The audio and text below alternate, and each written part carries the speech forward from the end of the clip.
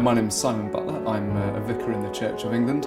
I have 12 small rural parishes in Hampshire, and alongside that I spend most of my spare time in racing cars of different sorts. Have I got a nickname? Yeah, so I'm known as the Racing Reverend.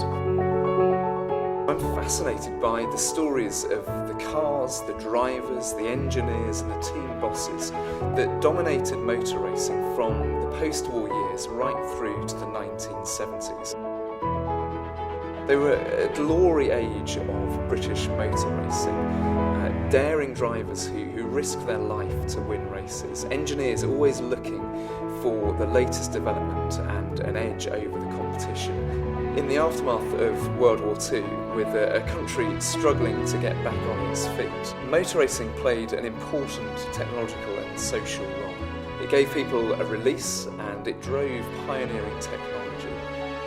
Many of those stories of the drivers, the cars, the team bosses are now lost, faded into obscurity. But at the time they were the driving force and the cutting edge of British motor racing. And so I'd like to go back and look at some of those cars and drivers and engineers and team bosses to rediscover some of Britain's lost races. In the early 1950s, Brian Lister was working with his family company who made wrought iron gates and railings.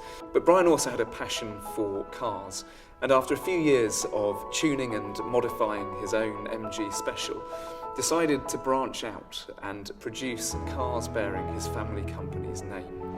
For the next 10 years, Lister cars would dominate British and international sports car racing, in particular with their star driver Archie Scott Brown. What made Archie's achievements particularly impressive was that he had no right hand, that his legs were deformed and his feet badly twisted as a result of his mum contracting German measles whilst pregnant with Archie. But Archie overcame his disabilities and in the face of adversity and in the face of opposition went on to be one of Britain's most successful sports car racers.